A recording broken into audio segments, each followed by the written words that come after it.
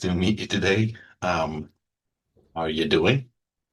Well, thank you so much for having me. I'm doing fine. I just arrived yesterday or the day before yesterday from the 70,000 tons of metal from Miami. Now I'm back home. Home sweet home, so it's good. Uh, Yeah, how are you? I'm I'm quite good. Haven't haven't had that nice of a holiday as you had. Ah, well, yeah, to be fair, it wasn't that hot like you would expect in Miami. It was bad weather. So, but yeah, it was still quite a holiday in a way. That's true. Yeah, right. So there was quite some storm weather and such. Yeah, yeah, absolutely. And really Mhm. cold. I think we played our coldest show ever with Eluveitie on the pool deck on Sunday, Hmm. the last evening. It was ridiculously cold. Like, come on, we're in Miami. Like, it was weird. Yeah. But still, I can imagine was quite a great time again. Yeah, yeah, yeah. No, it was absolutely a cool time with some musician friends who Yeah. were there that we could meet again. We had our little girls group with Adrian from Seven Spires, Melissa from Ad Infinitum, Catalina from Haggard, and Eluveitie, Illumishade, and it was just really cool. So we were just hanging out together and absolutely enjoyed it. It was also quite a lot of things to do because I had two shows with Illumishade, two shows with Eluveitie, had a pre-listening session for my solo album and things. So busy times, but it was cool. Yeah. Yeah, great to hear. Um, well, we're here mostly to talk about that upcoming solo album of yours, Starveil. You say you had a pre-listening. How were the reactions of people?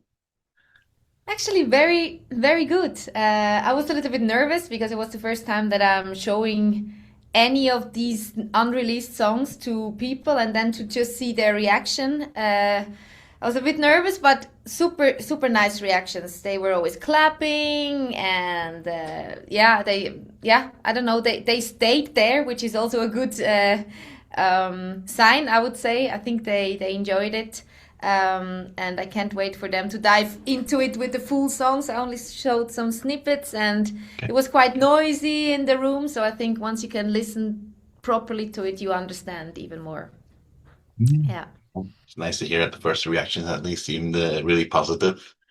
Because I can imagine you bringing music completely solo, not with anyone else around you, that it's a quite kind of a little bit daunting thing to do. Mm-hmm. It is. It is. And I think I only start to realize this now when I throw out the music. Like, okay, now it's actually really happening because when you're in the process of just writing, you don't really understand yet that, okay, it's going to be out in my name and people will actually listen to it. And now it's slowly happening, and I'm really loving so far the feedback that I got also on the previous singles, especially the one with Lena Scissorhands Ritual. I think it's been so well received, and I got so many beautiful messages and comments. And yeah, I'm excited. It's less than 2 months to go until it's out. Yeah. You described it as kind of your most like personal artistic vision yet. At what point did you kind of realize that this material needed to live outside of your other projects? Hmm. Well, I had somehow still so many melodies in my head and so many ideas. After now, working with Illumishade on our next album, and I'm like, I don't want to wait for those ideas to be out in 2, 3 years for the next Illumishade album, and maybe some melodies were not entirely fitting our style because I think I was thinking a little bit more folky as well, and I wanted to bring in more this little bit film score-ish feeling to it as well. And I felt like that I just want to get it out and want to start this new project with my world lore that I'm creating that helps me being creative and just doing something else on the side. And I'm very excited that it's now ready and being printed on vinyl and CDs and being pre-ordered, and it still feels a bit surreal in a way, but also very fulfilling, I have to say. Yeah. Um, I believe that in some of the songs you use like different language, and you also use a lot of like symbolism. Mm. Um, what does that kind of layer allow you to express that plain language like doesn't really allow you to? Mm-hmm. It was always a dream of mine because Enya, for example, she's also using this language, and I find it very interesting what the voice can give to the listener, even if you don't understand the words. I mean, same a little bit goes into this direction with Gaulish from Eluveitie.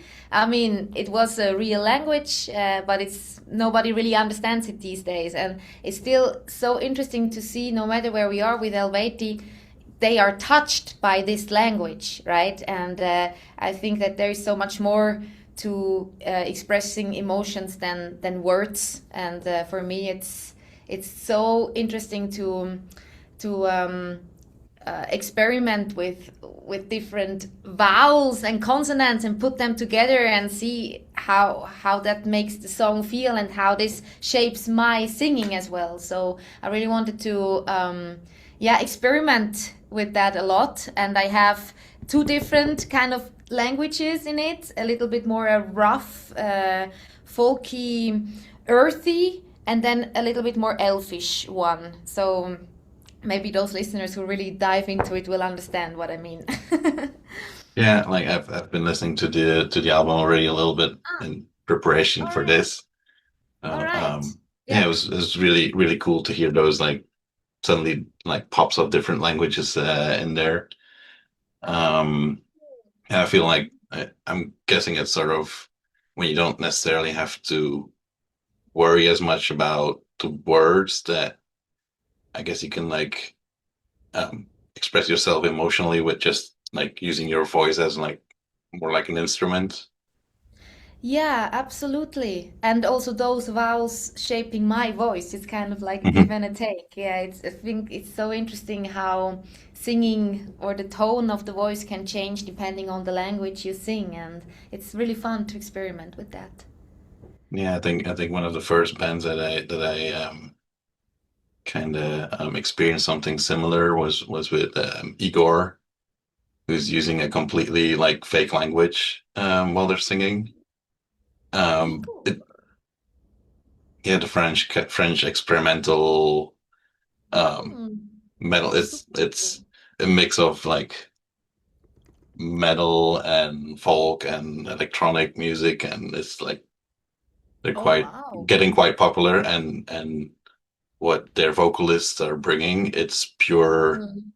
tones and vowels, and they still manage to express that emotion like super clearly. It's super interesting to listen to that. Oh, wow. It's called Igor, like written Igor, like the name Igor. Igor, but with Or like three R's at the end. okay, super cool. I wrote it down. I will check it out. Super cool. Yeah. Well, I hope you enjoy. Yeah. um, the you mentioned that like you for this album you were kind of creating your own like lore and um world. Um, while creating the album, did it still kind of feel like composing a traditional album, or almost more like writing like a novel or making like I don't know like a movie or something like that? Mm. Well, uh, yeah, maybe for this album, I mean, it's for me, I already have so many ideas for the next albums, but I think this album was just more like exploring some different aspects, like showing with the earthy tone of an earthy people that I have in mind, and showing Starveil, which is a season, within this lore and so on. So I'm just exploring different aspects of that world, and it's not too concrete, or how to say concrete, yeah, yet with a complete storyline within the music in a way. It's just like there you go. This is the world that I was thinking about when I was composing. It's just always helped me with the creative process. It's about emotions within a story. It's pictures and landscapes and so on, and that's why it was very important to me to build that. So it helps me with songwriting. Yeah. Hmm. And what would you hope that you sort of get to eventually? Because you're talking about like visuals and creating world and such. Is it like something that you're hoping to build into like a um multimedia type of thing, or I mean, dream big, right? Of course, of course. I mean, oh, I see this as only the beginning of something that I really want to pursue. Is that the right word? Like I really yeah. want to, work on it and dive more into it and everything. And this is just, yeah, the first layer now. And of course, let's see what the future brings. But for sure, I already have many ideas what I would like to continue. And yeah, I can't wait to now start with the first milestone to actually release it and see also the reactions and everything. I'm very very proud of it. It was not always easy because I'm also releasing it without a label, everything. So it's all independently. I'm gonna handle the shipping together with my family or whatever. So it's very. I hope that it comes across that it's made with a lot of love and very personal. And I appreciate every comment and every pre-order and pre-save and so on. So let's see where this will lead. Something to look forward to where it goes. You mentioned just like in the beginning the song with Lena had a lot of positive responses. Um, I was kind of wondering, like when listening to the song, the kind of like vocal interplay between the two of you feels very intentional, like basic like characters talking to each other. Was that something that you already kind of had like concept of from the beginning, or did that kind of grow while you were working on the song with her? Hmm. So from the beginning was clear that this song will have screams, and I think I like experimenting by now a little bit with screams here and there, but I don't think I'm there yet to pull it off on a record. So it was like, okay, I really need somebody for the screaming part. And of course, with the little bit dark and very emotional tone, I was thinking of Lena since we were friends for many years and so on and so forth.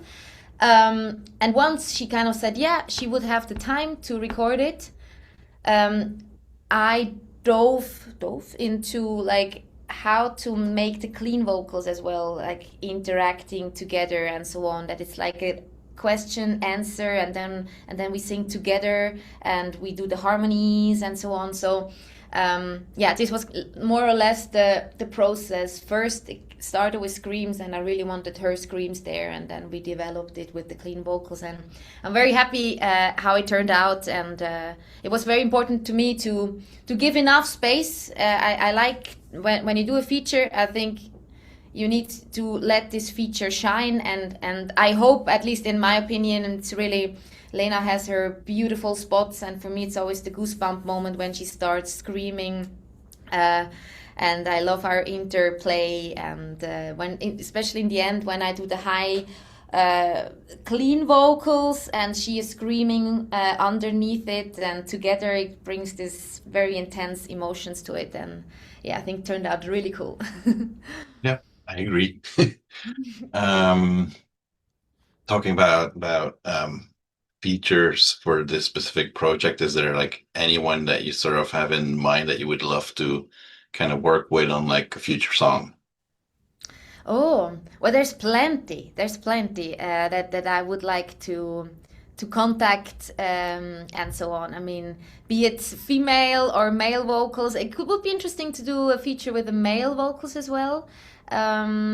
I don't have like a specific name maybe now, but I think whenever a song pops up that feels right, I really want to reach out to different singers because I love how it makes the song so different with the different color. Also, the album, I think, thanks to Ritual, it really has a different color to it that would be missing maybe if it wouldn't be on the album with Lena. So it's really cool to just mix things up a little bit on the album. So definitely want to do more features. Yeah.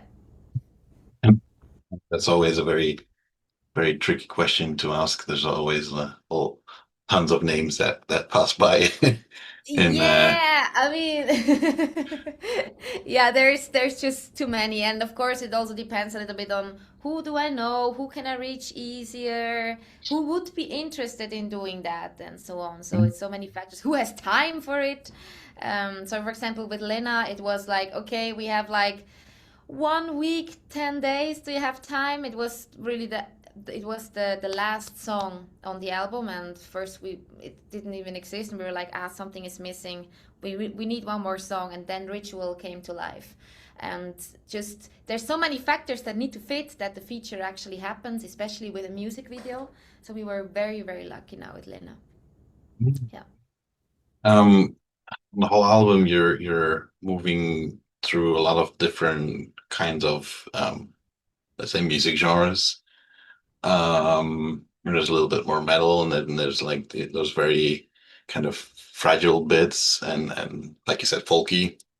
Um, was there ever kind of a temptation to kind of rein things more in stylistically, or was kind of the freedom the whole point of doing this?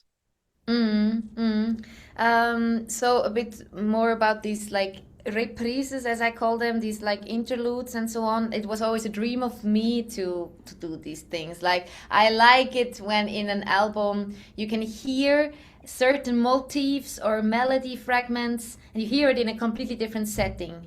And it's like these little Easter eggs, kind of, and I love that. I also come from the musical theater background, and this is what happens often in musical theaters. You have one melody of a main song, and then it comes in a different song, maybe hidden, and so on. And I really wanted to implement that. And so this is, for example, what's happening in, I think, all the interludes, like the more softer, folky ones. You hear the melody that, for example, the violin is playing is the melody of a chorus of a metal song, and so on, and just to implement these, just to keep the direction in one, although it's kind of different music genre, but that they still manage to be one entity, kind of. Yeah. And it was really fun to experiment with that and bringing all these different melody fragments in, and I'm curious how many people will hear it and understand. Oh, this was on this track, and now I hear this melody. Yeah, so it's a little labyrinth. Yeah, and in a sense, it helps selling the whole thing of that kind of cinematic feel and such, because like you just mentioned, that happens in theater, but also in movie soundtracks that happens constantly, where Yeah, bits come back. So that sells the whole point, definitely. yeah, yeah, yeah, yeah, exactly. Talking about experimentation, like you're quite well known for having quite the vocal range. On this album, or while working on this album, um, were it kind of like new sides of your voice that you kind of discovered in a Mm-hmm, sense? mm-hmm, mm-hmm, mm-hmm. Yeah, I think I had completely freedom, and I really love that it goes from a lot of layered vocals, like in "Never Let Go" or "Somewhere There," or "Call Beyond Time," the second last song of the album. I think it was, I don't know, probably like 80 vocals stacked with choirs and blah, blah, blah. And then it goes from that to the more folky sounds like maybe that I did before, maybe in Eluveitie with Artio and Anu, a little bit this style. So I think I could this time show in one album the whole range, which I think couldn't show before, which is fine. And I already have more ideas for the next album. I want to do more, maybe even a cappella, more stuff like this with more layers, but just the voice and so on and so forth. So it's this whole process now with that album inspired me already for new um, for new ways of hopefully delivering new music. And there were a couple of moments on the album that I was thinking like, hey, I haven't heard this before of her yet. Maybe I had, but it didn't like shine as much on the work with your other bands. Um, like for instance, the really high notes that you did with Lena's growls and such, like that was like, oh, it really like Yeah. caught my attention. Yeah. It was almost a little bit classical in a Hmm. way, a little bit. Yeah. Yeah. That was definitely fun to record, and yeah, I hope that for the next album I can implement some screams for the first time. Let's see how it goes as well. But it's cool. I really enjoy experimenting with it, and I mean, in the end, since it is my solo album, it's the vocals is like they should be present, and yeah, I hope I delivered. Mhm. Yeah. Well, I think so at least. Um, since you're now at the kind of like the very beginning of this project, just kind of wondering how do you imagine um bringing Starveil or Starveil universe or however you want to call it to the stage? Mm. So, maybe in like two different ways. I mean, I plan to do some like full band metal shows as well in the future. I would really love that, whenever schedule allows and everything. There's nothing concrete yet. I have some ideas, but it's not like announced or something. And another way of going on stage and bringing Starveil and so on a stage is with an acoustic setting. Yeah, so be it with me playing the piano or a little bit of harp and with the guitar, or maybe even someday with a hammered dulcimer. I mean, you never know. I think there will be like two different ways on bringing that on stage. And with the acoustic shows, we are working on a tour. And yeah, slowly but surely, just seeing also how the resonance is from the people and so on and so forth. But I enjoy really both settings. I think it's very special to bring this music with a different tone on stage as an acoustic setting. But also, of course, I want a full metal band too.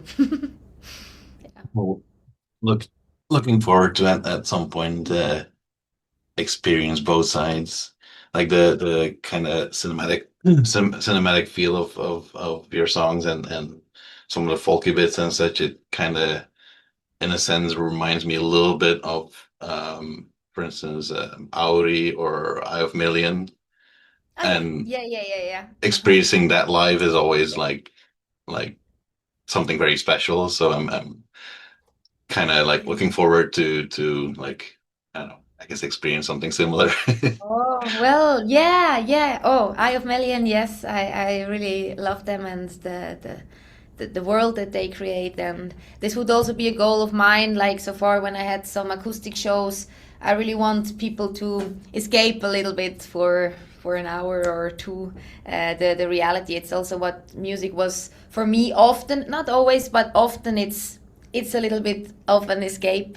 Um, and that's why also I think this whole world lore and just the idea behind having this world lore and the fantasy language and so on is my thing. In a way, it just feels right for me at the moment to create music like that, because this is how I perceive music as well. So yeah. I completely understand that it's that kind of music and like really, I guess, touch your soul. Like Mm. I saw both bands live last summer in Helsinki in like a tent stage in the middle of a park in Helsinki, and just the atmosphere there was just it was magical. Ooh, oh, I'm sad I missed that. Mm. But yeah, I'm really looking forward to see where this goes further. Really hope that a lot of people pick the album up and really enjoy it and get to discover every little bit and nook and cranny on it. Yeah, thank you so much. Yeah. Um, is there anything that you would like to say still to whoever ends up checking this interview out? Well, yeah. Well, thank you for listening or watching this interview, and thank you for having me. It's been a pleasure, and yeah, I hope everyone that listens to Starveil will, yeah, be able to dive into a world beyond ours and just, yeah, let go for a moment and get a chance to breathe. Yeah. Yeah. All right.